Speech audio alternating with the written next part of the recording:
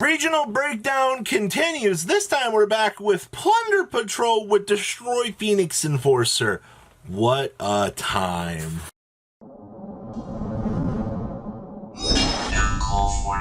33.8% of you guys have not smashed the oven crap out of that subscribe, and the number keeps going down and the subscriber count keeps going up, baby. About, 2,300 away from 100K. Yes! Alright, so your breakdown on the screen here for Alternate Universes Saturday Regional is... This is the perfect spread that I like to see. You have the perfect amount of rogue and top metagame contenders for an event like this. Frickin' Plunder Patrol of all decks came through and locked down a first place finish, ladies and gentlemen, with Destroy Phoenix Enforcer. We'll talk about that list here in a second, but that is absolutely amazing. We had Dragon Link coming in second place, which, okay, that doesn't surprise me either. And we only had one Tri-Brigade. Now, in terms of, overall representation, wow. Alright, that's impressive. We had one 10-Yi Sword Soul. Alright, that's pretty standard. One Phantom Knights. Okay. We had one Mech Knight. Okay, the Shannon Long special's back at it again, but this time, not with Shannon Long. We also had Drytron and Virtual World. Now, all of your top metagame contenders that we've talked about are present in this top cut, but the way it looks like right now, the element of surprise can catch a lot of players off guard here at these sort of regional breakdowns. I think it's something to really consider when you look at the overall spread and development of the formats. Rogue can still do well right now. Alright, especially when there's more of a casual player base attending some of these events, which I think definitely diversifies things a little bit in my personal opinion. So, analysis for this regional, freaking Plunder Patrol, man, with Destroy Phoenix Enforcer, overcoming the other 7 decks in Top Cut. Is anybody immensely surprised about that? Because at the end of the day, I am a little bit shocked about that. But we're going to pass on over to the deck list for you guys, and I hope that nothing from this event surprises you. Alright, the first list we have here is Christopher Lynn's Plunder Patrol list, making, the first place finish out of this regional. So, of course, you have Destroy Phoenix Enforcer. This gives you an entire new access point to punishing the opponent. As for the Plunder Patrol engine itself, I feel like this is pretty standard, minus, we kind of traded off our Pot of Desires to kind of get access to the Fusion Destiny package, which, at the end of the day, I think that that's fine, alright? That trade-off should make things a little bit more streamlined, and Destroy Phoenix Enforcer should allow this deck a little bit more access. Plus, honestly, the draw 2 recovery play off of this, being able to special one of the crewmates off of a draw, net yourself 2 more draws, and you have the priority going second side deck here, so you can board in, board breakers, you have the Solemn Judgments to adjust if you're going first. I see why this deck had the chance to do so well at this event, and I can't say that I'm shocked to see that, yes, we are performing relatively well. So, in terms of development of the metagame, this is it, ladies and gentlemen. Next up is Dragon Link, second place here. 1 chamber, 2 tiding. Alright, so it looks like we are back to doing the same thing that we've been doing for a little while here. This version's got a little bit more board breakers built into it. We have the droplets and the talents in the main. Alright, we have the dark rulers in the side, and of course, our favorite anti-spells are down here in the side deck. Who doesn't love the amazing power of that? I see the Effect Veiler kind of looks like it's kind of taking the place right now between first and second place here. Both lists were playing Veiler, which kind of indicates to me that this feels a little bit more like a Veiler format than anything else. Freaking IO, man. Card's so good. Outside of that, I don't see anything particularly too crazy about this.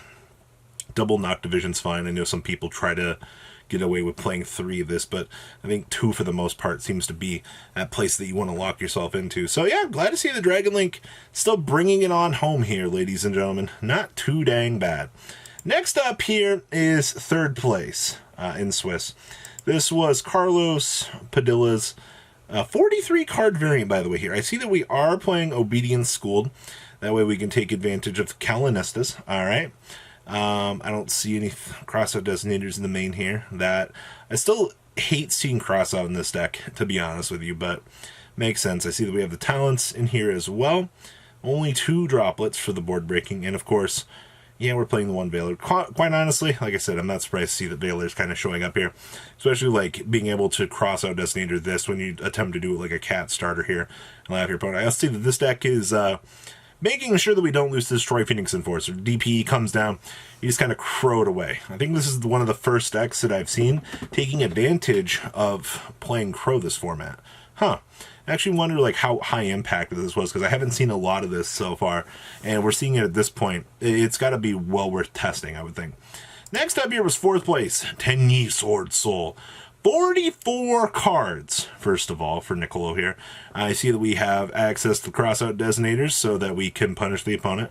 For the most part, crossout kind of feels for the most part, but looks like they were able to find success in this event. Triple Desires, of course, this is going to become more streamlined for the draw power. We're on, 2 Vishuddha, 3 Ashuna, and then 2 Arara. And then we are on the Talents in the main. 44 cards. How do these hands look? Yeah. That's my luck. That's why I don't want to play Talents. I brick like that. That's really good. Alright. That hand is also freaking good. Alright, well, I can see why this deck did pretty good.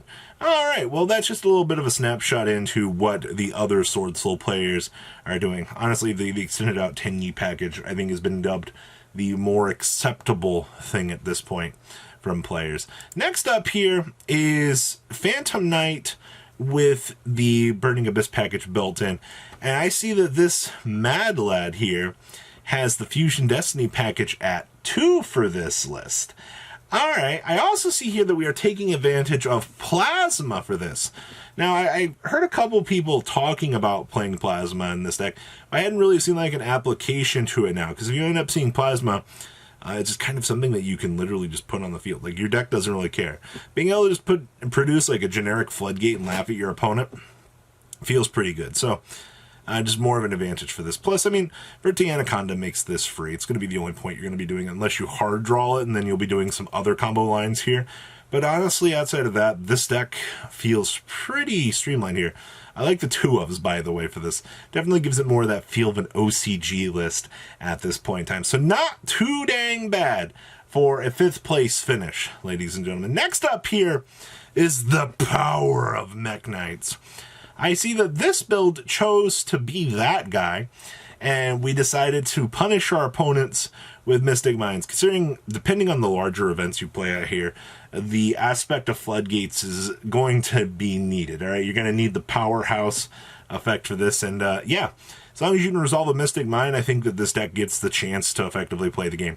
It's also the same reason why we're playing Dark Rulers in here and double Lightning Storms, but you don't want to bulk down on 3 of these, because you just they're kind of be dead. All right, Lightning Storm, I guess, is still a card that you consider at the end of the day, but once a single Mech Knight comes down, these are kind of turned off at the point. So I see a lot of similarities between this and Shannon Long's list from the previous weekend, so I'm glad to see that this deck is still getting some love and that Mech Knights are still able to perform. It's not a 1st place finish, but it's still a top 8 nonetheless at the end of the day for you guys here. Next up here is Drytron. Alright, so I see that this build is on the standard 4. I see that we're not playing the big Draconis. Alright, I also see down here that we are taking in 1 copy of Mystic Mind so that we can kind of slow down the game so we can play. Alright, I see that we are playing Big Herald, so no little Herald pre-prep shenanigans. I also see down here that we have Denko Sekkas, so we can do our job. I also see that we're playing Drag Down to the Grave here. Now, technically you can't play Exchange, I almost feel would be better, but it's been a little while. I guess you kind of pick your poison. At least this way, you know, if you're only in love with a Drytron in your hand, I mean, it's just free real estate at that point. So you just get a free draw. At least this way you can control whatever you're discarding. So outside of that, this feels pretty streamlined, except for like the 3 Herald of Orange Light. But I feel like they just extended out to the 41 cards just to play the extra Herald. So I feel like that works in my opinion. The last list I have for you guys here is Tejamin's top 8, literally 8th place finish for VW. See that we have the Gamma package built into the main deck. We have the Drolls, and we're frickin' playing the Small World. All right, this is the 3rd deck that I've seen kind of take advantage of Small World at this point. Kudos to this Mad Lad. I see that instead of playing Kliga, we're doing the Red Eyes Dark Dragoon here. Not too bad. I love getting the chance to see new Small World variants kind of come up. I like this. You know, you could have got cheeky and you could have played the little mini Sword Soul package in here. to make some cool, crazy boards. But all right, I like this. So that wraps up the alternate universe remote dual regional top 8 for you guys. What do you think about these lists? Please leave a comment about what you guys think. Smash the love and crap out of that subscribe button so you guys don't miss out more awesome content. And I'll see your beautiful faces back here later on in the day with some more cool awesome content. Peace out, guys. Have a good one. Thank you, patrons, for making the ride never truly end. Without you guys' support, well, I would probably be doing Truffle Shuffle videos for a living. Guys, please check out VanCole40 for all of your Cardfight Vanguard content brought to you by MCole40. And if you are looking to pick up singles, check out mcolegames.com for your trading card game needs. Thanks for watching, everybody.